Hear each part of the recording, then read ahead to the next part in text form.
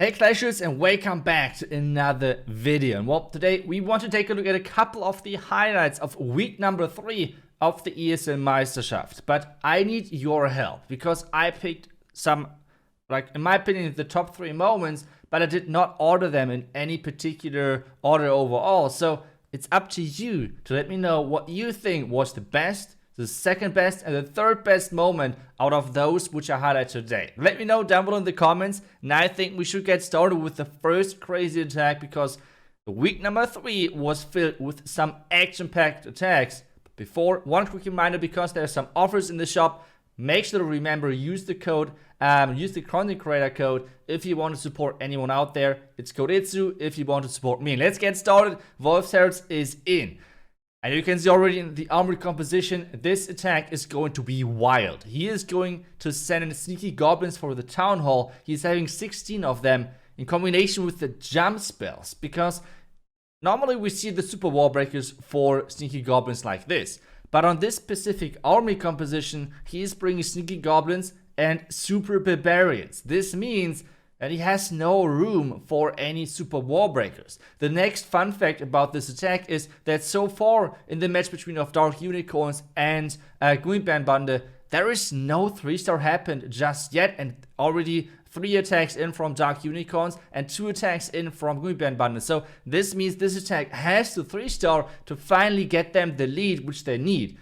And Wolfsherz is coming in with the crazy army like this, using the slammer blimp, pretty much with the Yetis.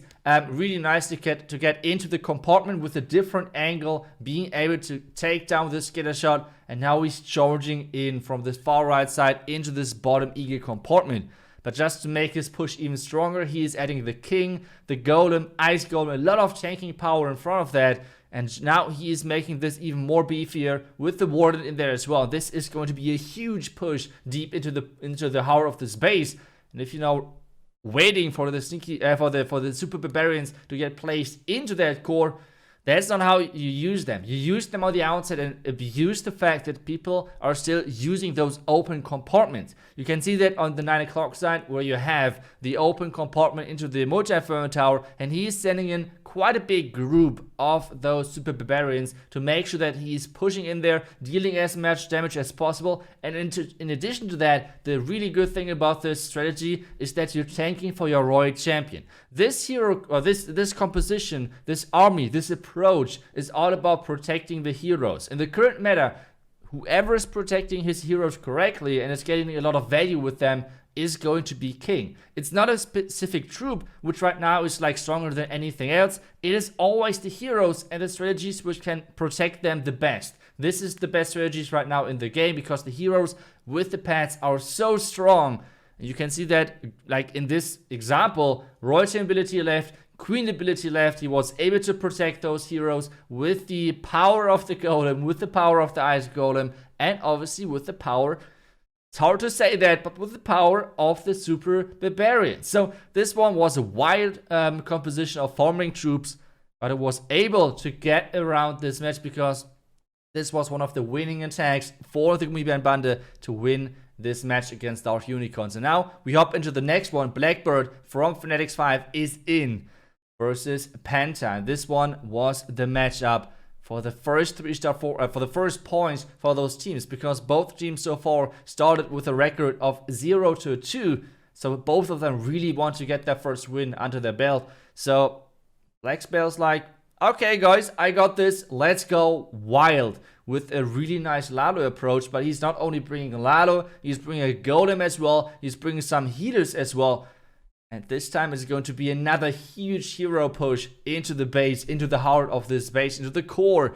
And so far it's working out perfectly. The funnel of the warden is set at that top side. The queen is now in as well. The golem and the king are doing some great job. And now the question is he going to blimp behind that town hall with that warden ability? Because we can still see he has a blimp, he has invisibility spells, which means he is going to try to blizzard somewhere. But so far this blimp has not been seen anywhere. The warden ability already got used, which means this is most likely not a far side blimp, but instead it's a short side blimp to make sure that this tunnel is going down. And as we see this base crumbling under the power of those heroes, we already can see what he's trying to accomplish, because he's trying to push deep into the core of this base, and we can see what is located in there or around this core compartment, and that's the X-bows. The X-bows are key to take that out, because with this push you can make your Royal Champ for the back end even stronger. This is the same technique what, for example, all of those air spam strategies are using.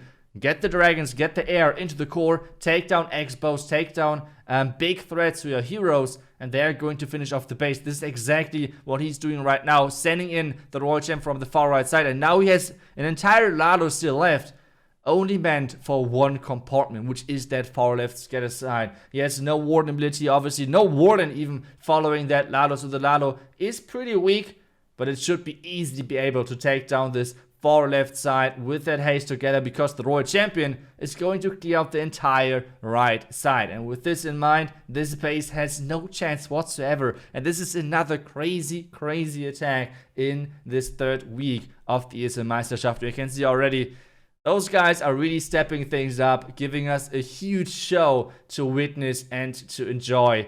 And this was just the second moment which I picked. So let's jump into the last one.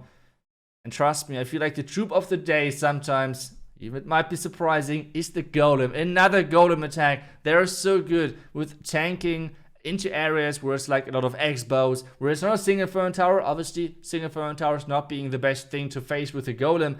But instead of that, like, it's pretty strong. But this time around, since we already had the combination of Golem and Sneaky Goblins and Super Barbarians, this time we have Super Archers. So we have all of the farm troops collected in this episode, but I feel like still the first attack had the most of them connected. But either way, never sleep onto this strategy with the Super Archers, the Super Archer Smash if you want to call it, because the power of this strategy is that every single base at the moment is structured, is designed, is built up to defend against the range of the Queen and of Super Wizards. Those are the key things which you're trying to defend with certain ranges, and Super Archers are like, I don't care, I have my own range, I can just target whatever I want, because those bases are not defending this specific strategy. So he's just pushing inside, so far it's looking good. The first key thing which you have to always take out, I see so many people are not getting this strategy right, is always the eagle. You have to blimp it, you have to warden walk it, you have to charge it, you have to do something with that eagle, because the key thing about the strategy is you want to have those archers grouping up and getting healed up,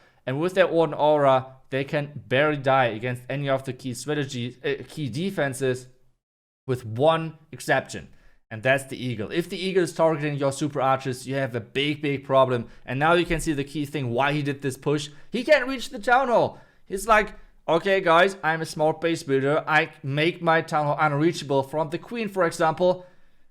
Yeah, and then Cochacker is like coming in and saying like, guys, I got this, I'm using Super Archers, and this is just outsmarting that by a long shot. Getting down the town hall was key. Now he has the Royal Champion pushing him from the bottom side. The P.E.K.K.A is doing some Queen work at that bottom side, smashing some walls, and now we'll just keep pushing through. The Queen still having her ability, not having her ability, but having the healers on her as well. Royal Champion with her ability, and this is going to be another 3-star in this week.